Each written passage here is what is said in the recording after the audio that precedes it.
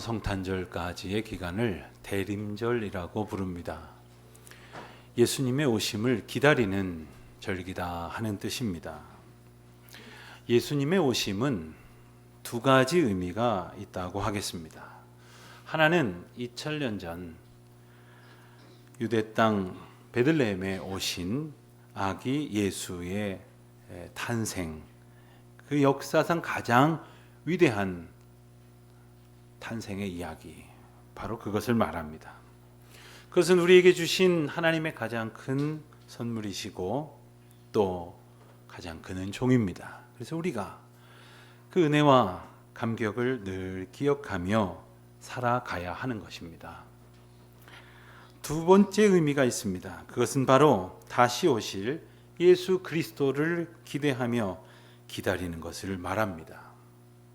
세상 마지막 날에 이 세상을 심판하시고 동시에 당신의 백성들을 구원하시기 위해 오실 예수 그리스도, 그분을 기대하면서 또 소망하면서 기다리는 이번 뜻깊은 대림절 기간이 되시기를 바랍니다. 때로 기다린다고 하는 것은 힘들고 고통스러울 때가 있습니다.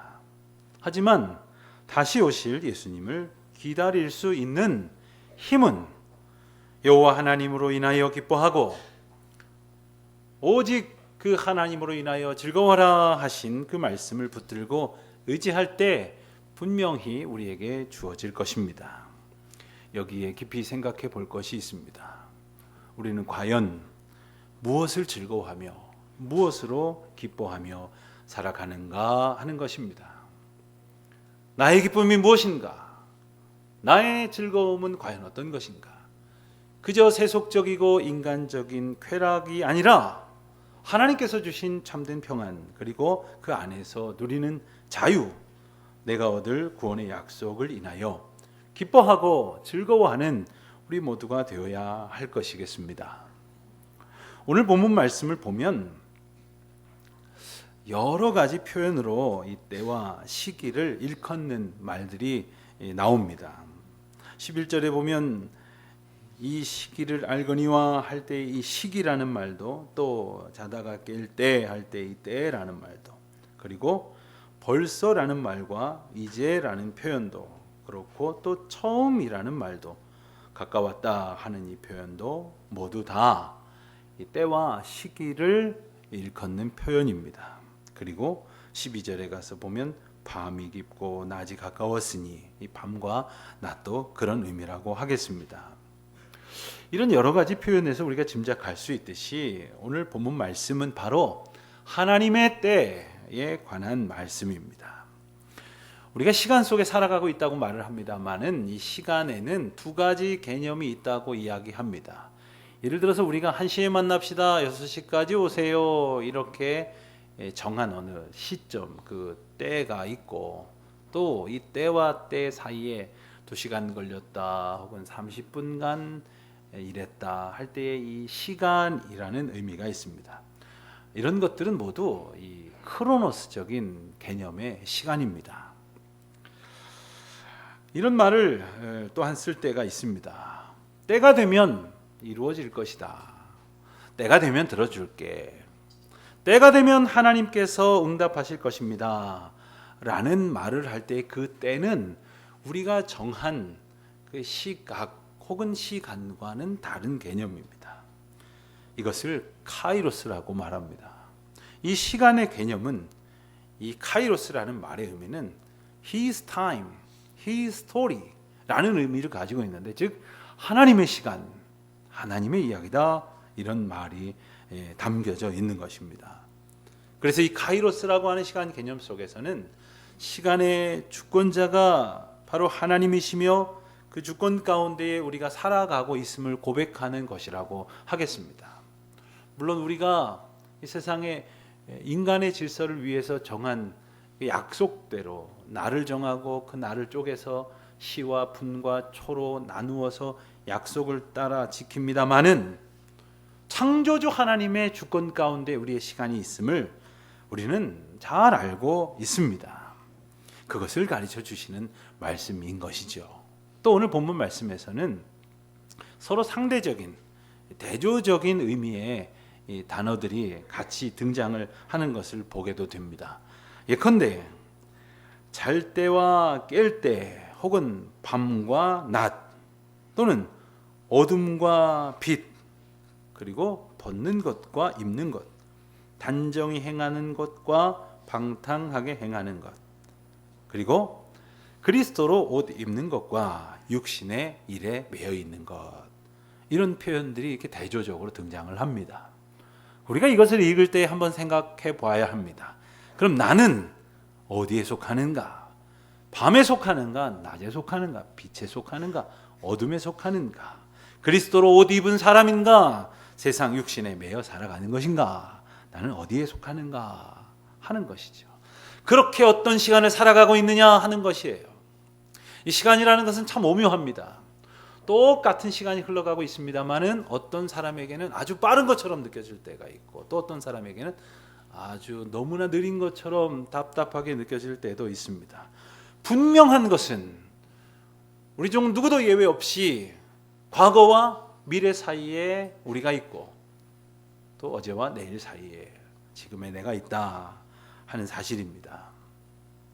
기독교적인 관점에서 볼 때 시간이란 하나님의 창조 사건으로부터 시작이 됩니다.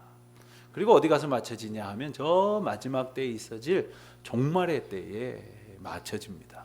이것을 파루시아, 즉 예수님이 다시 오시는 사건이다, 이렇게 말합니다. 창조로부터 시작해서 파루시아, 종말의 때의 사이에 지금 우리가 있는 겁니다. 그리고 이전 어느 때에 예수님께서 이 땅에 오셨죠. 그런데 영적인 의미로 볼 때에는 그 예수님을 만나서 하나님의 자녀임을 깨닫고, 그때로부터 그 주권 가운데에 시간을 다스리시는 하나님의 인도하심 가운데 살게 되면 그 전까지의 모든 시간은 과거가 되는 것이고, 바로 그 순간부터 우리는 예수님을 영접한 하나님의 백성으로 옛 사람의 옷을 벗고, 그리고 그리스도로 옷 입은 거듭난 삶을 살아간다, 이렇게 말할 수 있는 것입니다.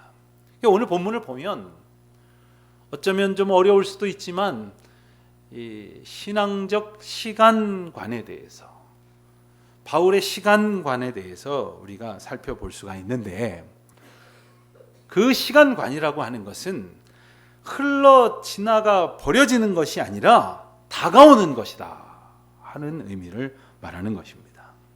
여러분, 세상 사람들은 세월이 흘러간다고 말합니다. 그리고 지나가 버리고 마는 것이라고 여깁니다. 그러나 그것은 지나간 일에 집착하는 세계관일 수밖에 없습니다. 더 중요한 것은 그것만으로는 우리를 둘러싸고 있는 이 시간이라는 의미를 다 설명할 수가 없다는 거예요. 그리고 더 중요한 것은 먼 나중의 일인 줄 알았던 그 일이 어느새 내 앞에 다가왔다는 것입니다. 한 달만 있으면은 2020년입니다. 제가 2001년에 목사 안수를 처음 받고 교회에서 저한테 이제 목사 안수 받았으니 특별한 사역을 하나 맡길 테니 이것을 책임지고 감당하라고 저한테 이제 어떤 일이 주어졌는데, 그게 뭐였냐면 2020 프로젝트라는 거였어요. 그래서 그 회의가 있으니 가라. 그래서 갔더니 2020년에 우리나라의 군 복음화를 어떻게 준비할 것인지를 20여 년 전인 그 당시에 이제 준비하던 일에 제가 이렇게 참여하게 되었어요. 그래서 회의를 하러 갔습니다. 회의를 하러 갔더니 회의 자료가 놓여 있고 거기에 대해서 설명을 하는데 이런 생각이 들더라고요. 2020? 이게 언제야? 그때가 어디? 아이고, 이때가 올까? 너무나 아득해서요. 한 달 남았더라고요. 여러분, 우리는 다 기억합니다. 1999년에서 2000년으로 단지 하루 만에 숫자가 앞자리가 바뀌는 것을 보면서 굉장히 놀라고 또 시대가 급변하는 것 같은 느낌을 받았던 것을 기억하실 겁니다. 그리고도 20년이나 흘렀다는 말입니다. 이렇듯 시간은 어느새 내게 다가옵니다. 그리고 저 멀리 있었던 것으로 여겨졌던 것이 내 눈앞에 다가옵니다. 오는 것이죠. 헬라 철학의 측면에서 볼 때에도 역시 시간은 흘러가는 것이었습니다. 헬라 철학의 권위자였던 바울은 도대체 그렇다면 그 생각에서 어떻게 달라졌을까요? 바로 그것은 예수님을 만남으로부터 생겨난 변화였습니다. 하나님의 주권을 온전히 깨달았기 때문에 부활하신 예수 그리스도가 죽음과 시간을 초월하는 그 절대적 한계를 극복하시는 전능하신 주권자라고 하는 분임을 바울은 깨달았던 것입니다. 그래서 그 시간의 주인 되신 주님이 지금까지는 물론이고 이후의 모든 시간도 동일하게 주관하신다고 하는 것을 바울은 기쁨 가운데에 고백하고 있는 것입니다. 그렇기에 우리는 기억해야 합니다. 시간의 주권자이신 주님은 이제도 그리고 영원토록 동일하신 분이시기 때문에 두려워할 것도 없고 걱정할 것도 없는 것입니다. 지금까지도 인도하신 것처럼 주님의 백성들을 모든 시간 속에서 동일한 하나님의 통치하심으로 다스릴 것이기 때문입니다. 그분께는 이 시간이라는 것은 변하는 것도 아니요 쇠퇴하는 것도 결코 아닙니다. 그리고 그분 앞에 있을 때 우리 인생에 얻는 복은 영원하신 하나님의 은혜 안에 인간의 유한함을 느끼는 것이죠. 흔히 세월은 장사 없다 이런 말 하지 않습니까? 어떤 분을 10년, 20년 만에 한번 만나보셨습니까? 갑자기 정말 세월의 흐름을 느끼실 때가 있을 겁니다. 그렇다면 그것은 은혜입니다. 세월이 살같이 빠르게 지나가는 것을 보면서 한편으로는 안타까울런지 모르지만 그것을 인식하는 것이 은총이고 우리는 모두 그 시간의 흐름 앞에 있음을 깨달으면서도 여전히 동일한 은혜로 우리를 붙드시는 하나님의 사랑 가운데 있다고 하는 것을 알게 되는 것이 기쁨인 줄로 압니다. 그 가운데 어느새 과거의 아픔과 상처로부터 헤매이고 말 것 같았던 우리 인생이 구원을 얻고 치유를 받고 또 불안과 근심 속에 염려할 것만 같았던 내일을 소망하고 또 평강으로 기다리고 있는 우리 자신을 보게 되지 않습니까?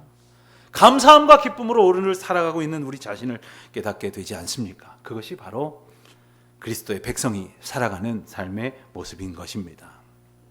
그렇게 볼 때 이 크로노스적인 시간 개념 그것은 분명히 지나가는 것이 맞습니다. 흘러가 버리고 마는 것이 틀림없습니다. 모든 시간이 흘러가 버리고 말았으니 그렇다면 무엇이 남겠습니까? 그러니 허무할 뿐이에요. 기쁨도 감사함도 없는 겁니다. 그렇게 맞는 시간 그것은 어제와 비슷해 보일 뿐이죠. 어떠한 소망도 기대도 가지지 못하게 됩니다.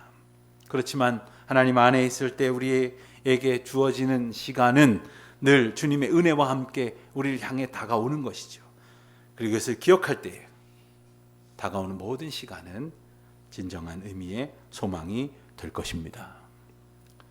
사람들이 사실 시간을 사용한다고 말합니다. 그러나 시간이 우리 것인가요? 하나님이 주신 은혜인데 뭘 사용하고 말 게 있겠습니까? 그러나 그 시간을 살아가는 모습을 보면 한 세 가지 정도로 나눌 수는 있을 것 같습니다.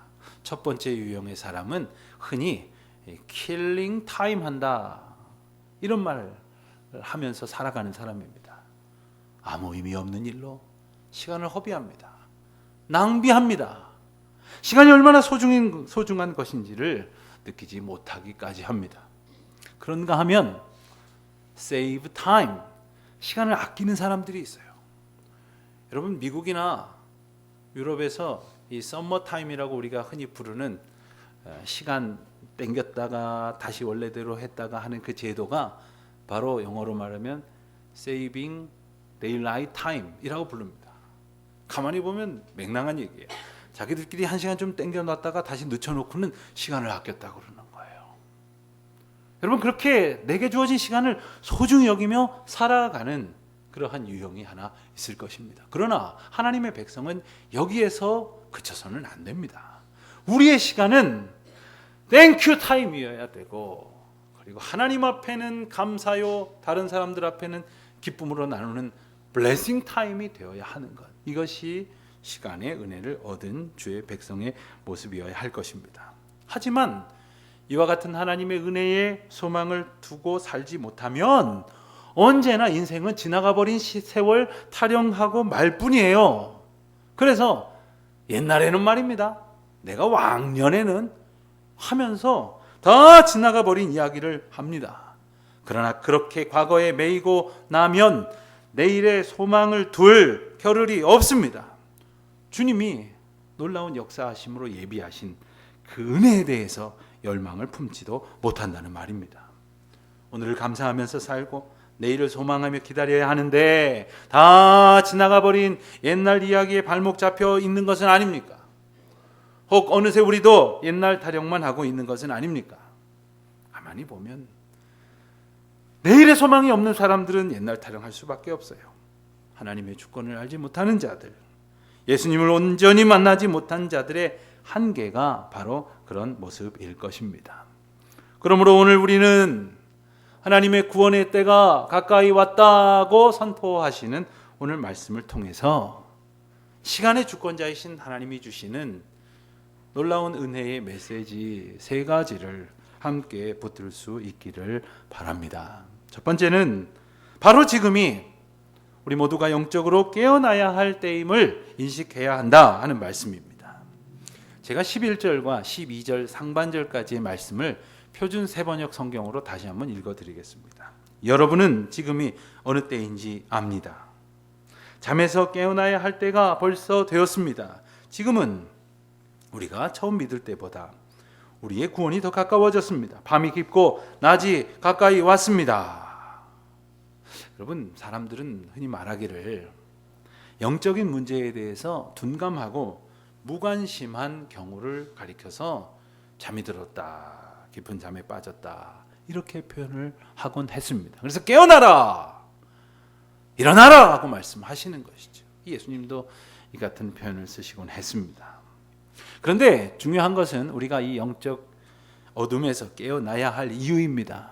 그것은 바로 우리의 구원이 처음 믿을 때보다 가까웠기 때문이라는 사실이에요. 우리 주님이 언제 오실런지, 이 세상이 언제 끝날지 우리가 분명히 알 수는 없지만 확실한 것은 주님 오실 날이 점점점 가까이 오고 있다는 사실이에요. 그러므로 우리는 날이 갈수록 더욱 영적으로 깨어 있어야 한다는 사실이죠. 우리가 살아가는 지금 이 순간에도 이제 세월은, 이제 시간이 지나갑니다. 그리고 주님이 허락하신 약속된 미래는 우리 가운데 다가옵니다. 거기에 끝에 무엇이 있습니까? 우리를 향한 구원이요, 세상을 향한 심판이 아닙니까? 그렇기에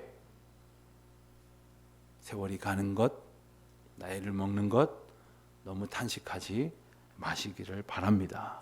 그것은 우리가 주님과 함께 할 날이 가까이 오고 있다는 것을 의미하기 때문이 아닙니까? 그 진정한 의미를 소망의 이유로 알고 살아가는 우리 모두가 되어야 할 것이겠습니다. 두 번째로 우리는 어두움의 일을 벗어버려야 합니다. 역시 12장 하반절부터 12절 하반절부터 13절까지를 제가 다시 읽어드리겠습니다. 그러므로 우리는 어둠의 행실을 벗어버리고 빛의 갑옷을 입읍시다. 낮에 행동하듯이 단정하게 행합시다. 호사한 연애와 술 취함, 음행과 방탕, 싸움과 시기에 빠지지 맙시다. 여러분, 이런 모습들은 한결같이 예수님을 영접하기 전에 인생들에게서 드러나는 전형적인 모습들입니다. 주님을 알지 못하고 예수님 의지하지 않은 채 살아가는 사람들은 이렇게 살 수밖에 없다는 거예요. 그러나 주님을 의지하여 육신의 일을 벗고 온전히 그리스도의 새로운 은혜로 옷 입으라 하고 말씀하시는 것이지요. 그런데 중요한 원리가 있습니다. 지금 있는 것을 벗어버리지 못하면 새로운 은혜의 옷을 입을 수가 없다는 사실이에요. 지나간 죄의 시간을 다 끌어내지 못하면 새로운 은혜의 삶을 살아갈 수 없다는 것입니다. 여러분, 옛날 이스라엘 백성들이 애굽의 노예 시절 속에서 하나님의 은혜로 모세를 앞세워서 탈출하게 하신 은총을 따라 애굽을 마저 나오게 되었습니다. 그리고 약속의 땅 가나안으로 가는 중에 처음에는 그들이 참 기뻐하고 감격하고 찬송했지만 근데 얼마 못 가서 조금만 어려워졌더니 불평하고 그리고 의심하고 나중에는 모세에게 원망하면서 뭐라고까지 말합니까? 마실 것이 없어서 못 견디겠다고, 먹을 것이 없어서 괴롭다고 하면서 차라리 이전에 애굽에 종되었던 시절로 돌아가자고까지 말하지 않습니까? 여러분 생각해 보세요. 그들이 기억했어야 할 것은 종 노릇하면서 얻어먹었던 몇 점의 고기가 아니라 그들을 인도하여 내신 분이 여호와 하나님이시라고 하는 사실을 그들은 기억했어야 하는 것입니다. 사랑하는 성도 여러분, 우리에게 무슨 기억이 남아 있습니까? 만일 우리의 마음 가운데 자리 잡고 우리가 생각 가운데 떠오르는 모든 기억들이 하나님 앞에 감사할 것이 되지 못한다면 그까짓 것 끊어낼 수는 없습니까? 잊어버리도록 해야 하는 것은 아닙니까? 그런데 문제는 잊어버리겠다고 해서 다 잊어버려지는 것이 아니라는 사실이에요. 어둠의 일을 버릴 수만 있다면 참 좋겠지만 우리로서는 그 일을 할 수가 없습니다. 다만 한 가지의 방법을 허락하셨으니 그것은 하나님 앞에 다 쏟아내는 것입니다. 회개하는 겁니다. 내게 있어야 할 것은 붙들고 내게 있지 말아야 할 것은 하나님 앞에 참회하는 심령으로 끊어내야 하는 것입니다. 그것이 온전한 해결법입니다. 언젠가는 어떤 분이 선물해 주신 책을 한 권 보게 되는데 그것은 도시에 관한 책이었습니다. 도시가 세워지고 또 오늘까지 그 많은 도시들이 이어진 아주 재미난 이야기들이 담겨져 있는데 흥미롭게 제가 읽었던 부분은 도시를 한 도시를 세울 때 참으로 많은 요소들이 갖추어져야 하는데 그 중에서도 아주 절대적이라고 할 수 있는 요소 가운데 한 가지가 바로 이 상수도와 하수도망입니다. 여러분 그 중에서도 이 두 가지 중에 어떤 게 더 중요할까요? 하수도가 훨씬 중요하다는 거예요. 여러분 흔히 떠올리실 겁니다. 불과 수십 년 전 서울이고 시골이고 할 것 없이 비만 오면 물이 잘 빠지질 않아서 여기저기 흙탕물, 진흙탕이 펼쳐지고 그리고 그 가운데에서 물이 썩고 그리고 거기에 벌레들이 꼬이고 심지어는 전염병이 도는 그런 환경 속에서 살아가는 것, 이 하수구의 문제입니다. 오늘날도 14세기에나 유행했던 그 패스트, 흑사병이 중국이나 여러 세계의 나라에서 돌고 있는 이유가 바로 이 하수구의 문제라는 것을 많은 전문가들은 진단을 합니다. 저는 인생에도 이 상수도 하수도가 있다고 생각을 합니다. 그래서 잘 먹고 어떻게 해야 돼요? 잘 배출해야 됩니다. 근데 연로하신 우리 성도님들을 가끔 뵈면 이전만 갖지 못하다 하는 걱정하시는 분들을 뵙니다. 그렇습니다. 우리 약해지기 때문입니다. 먹는 것도 잘 감당해야 되겠고 잘 배설해야 할 것입니다. 그런데 영적인 면도 마찬가지입니다. 하나님께서 우리에게 믿음 주시고 은혜 주시는 것을 잘 받아 먹어야 됩니다. 그런데 문제는 우리가 연약하고 또 완악하고 어리석어서 하나님의 은혜를 먹었건만 우리의 삶에는 더러운 찌꺼기들이 발생할 수밖에 없는 거예요. 이것이 마치 잘 배출되듯이 하나님 앞에 회개함으로 이 문제를 해결해야 하는 것입니다. 하나님 앞에 내려놓아야 하는 것이고 하나님 앞에 용서받음으로 온전해져야 하는 것입니다. 다른 어떤 방법으로도 되지 않습니다. 오직 하나님 앞에 전심으로 회개하는, 그리고 날마다 은혜와 믿음으로 풍성히 먹는 저와 여러분의 삶이 되시기를 바랍니다. 그 가운데 우리가 진정으로 기억해야 될 것은 바로 어렵고 힘들고 고통 가운데에 그곳에 하나님이 계시지 않을 것만 같은 탄식 가운데에서도 우리를 만나주시고 인도하시고 건져주신 그 하나님, 특별히 고난당했을 때에, 외로움에 처하여져 있었을 때에, 절망 가운데 빠졌을 때에 우리를 만나주시고 건져주신 그 은혜의 하나님을 기억하는 저와 여러분이 되시기를 바랍니다. 여러분, 세상 사람들은요, 옛날 이야기 자랑하듯이 이야기하는 것을 참 좋아합니다. 그래서 어떤 분들에게 제가 좀 이렇게 좀 더 들어보자 하고 대화를 하다 보면 옛날에 왕년에 이러면서 이야기를 시작하시면서 주로 이제 당신이 한평생 제일 흔히 하는 말로 잘 나갔을 때 이야기를 해요. 가만히 듣다 보면 끝이 없을 것 같아요. 그런데 속으로 묻고 싶어요. 그래서 어쨌다는 겁니까? 그래서 지금 어쩌자는 거예요? 그것이 오늘 우리를 어떻게 하겠다는 겁니까? 정작 우리가 기억해야 될 것은 그 시절이 아니라 외롭고 두렵고 아프고 고통스러웠을 때 우리를 지키시고 보호하시고 어루만지시고 새롭게 하시고 다시 살리신 주님의 은혜를 기억하는 것이어야 하지 않을까요? 어느 나라에 한 왕이 있었답니다. 근데 그 왕이 거하는 그 보좌 옆에 조그마한 방이 있었다고 그래요.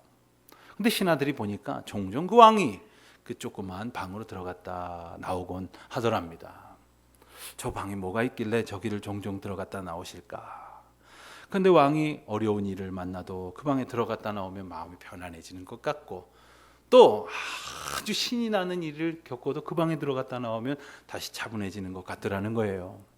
그래서 신하가 너무 궁금하던 중에 왕이 멀리 전투를 나갔습니다. 몇 날 걸리는 길을 떠났기 때문에 목숨을 걸고 내가 저 방에 한번 들어가 버리라. 살짝 문을 열고 들어가 봤대요. 그랬더니 그곳에 뭐가 있는가 하면 그 왕이 되기 전에 아주 오래전에 힘들고 어려운 시절을 겪었을 때, 그 전장에 나갔을 때, 목숨을 걸고 싸웠을 때에 사용했었던 다 낡은 창, 그리고 갑옷, 다 누더기가 된 옷, 그리고 다 헤어진 신, 그리고 이가 다 빠진 그 칼, 이런 것들이 거기 놓여 있더라는 거예요. 무엇을 바라봤을까요? 그가 무엇을 기억하고 있었을까요? 무엇을 떠올리며 살았을까요? 사랑하는 성도 여러분, 오늘 우리는 무엇을 기억하며 살아가야 하겠습니까? 세 번째로 오늘 본문을 통해서 우리가 기억해야 될 것은 바로 그리스도의 의의 옷으로 단단히 무장하라 하시는 말씀입니다. 14절입니다. 주 예수 그리스도로 옷을 입으십시오. 정욕을 채우려고 육신의 일을 꾀하지 마십시오. 오늘날 우리가 살아가는 이 세상은 그 어느 시대보다 비교할 수 없을 것 같은 그런 엄청난 번영과 발전으로 화려함의 극치를 보이며 살아가는 세상입니다. 하지만 영적으로 볼 때에 이 세대는, 그리고 우리가 살아가고 있는 이 세상은 암흑 그 자체라고 밖에 말할 수 없을 것이에요. 전기가 없어서도 아니고 불빛이 없어서도 아니지 않습니까? 그 대신 온갖 더러운 것과 가증한 것들로 가득 차 있기 때문이지 않습니까? 그렇다면 주님의 뜻하신 하나님의 법도 가운데에서 세상에 물들지 않고 정결함을 지키기 위해서는 그리스도로 옷 입는 수밖에 없어요.